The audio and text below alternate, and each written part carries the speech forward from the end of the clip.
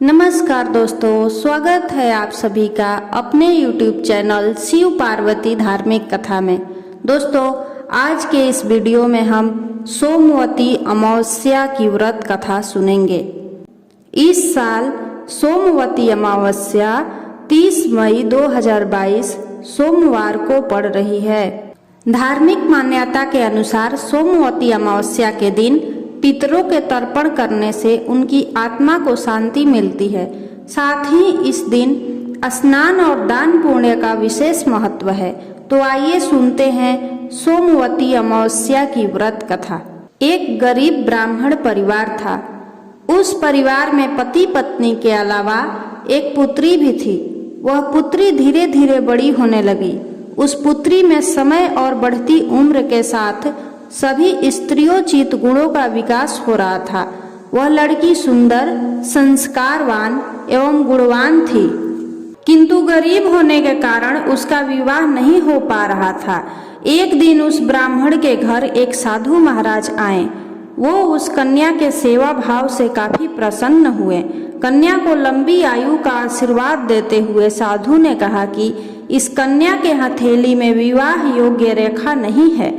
तब ब्राह्मण दंपति ने साधु से उपाय पूछा कि कन्या ऐसा क्या करे कि उसके हाथ में विवाह योग बन जाए। साधु ने कुछ देर विचार करने के बाद अपनी अंतर्दृष्टि से ध्यान करके बताया कि कुछ दूरी पर एक गांव में सोना नाम की धोबिन जाति की एक महिला अपने बेटे और बहू के साथ रहती है, जो बहुत ही आचार विचार और संस्कार संपन्न तथा पति परायण है। यदि यह कन्या उसकी सेवा करे और वह महिला इसकी शादी में अपने मांग का सिंदूर लगा दे, उसके बाद इस कन्या का विवाह हो तो इस कन्या का वैधव्य योग मिट सकता है। साधु ने यह भी बताया कि वह महिला कहीं आती जाती नहीं है। यह बात सुनकर ब्राह्मणी ने अपनी बेटी से धोबिन की सेवा करने की बात कही। अगले दिन से ही कन्या प्रातः काल ही उठकर सोना धोबिन के घर जाकर साफ सफाई और अन्य सारे काम करके अपने घर वापस आ जाती। एक दिन सोना धोबिन अपनी बहू से कहने लगी कि तुम तो सुबह ही उठकर सारे काम कर लेती हो और पता भी नहीं चलता। बहू ने कहा, माँ जी, मैंने तो सोचा कि आप ही सुबह उठकर सारे काम खुद ही खत्म कर लेती हैं। मैं तो देर से उठती हूँ। इस पर दोनों सास बहू निगरानी करने लगी कि कौन है जो सुबह ही घर का सारा काम करके चला जाता है। कई दिनों के बाद धोबिन ने देखा कि एक कन्या मुंह अंधेरे घर में आती है और सारे काम करने के बाद चली जाती है। जब वह जाने लगी तो सोना धोबिन उसके पैरों पर गिर पड़ी। पूछने लगी कि आप कौन हैं और इस तरह छुप कर मेरे घर की चाकरी क्यों करती हैं। तब कन्या ने साधु द्वारा कही गई सारी बात बताई। सोना धोबिन पति परायण थी, उसमें तेज था। वह तैयार हो गई। सोना धोबिन के पति थोड़ा अस्वस्थ थे। उसने अपनी बहू से अपने लौट आने तक घर पर ही रहने को कहा।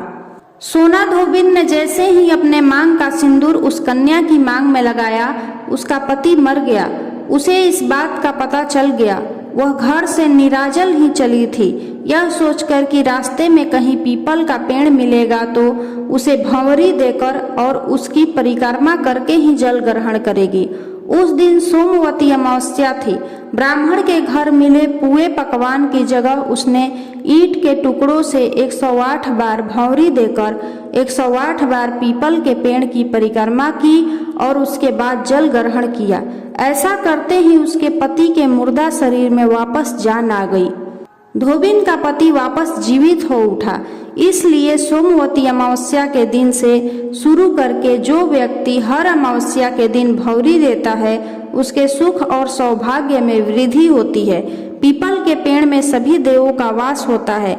अतः जो व्यक्ति हर अमावस्या को न कर सके, वह सोमवार को पड़ने वाली अमावस्या के दिन 108 वस्तुओं की भंवरी देकर सोना धोबिन और गौरी गणेश का पूजन करता है, उसे अखंड सौभाग्य की प्राप्ति होती है। उम्मीद है आपको सोमवती अमावस्या की व्रत कथा अच्छी लगी होगी। हर हर महादेव।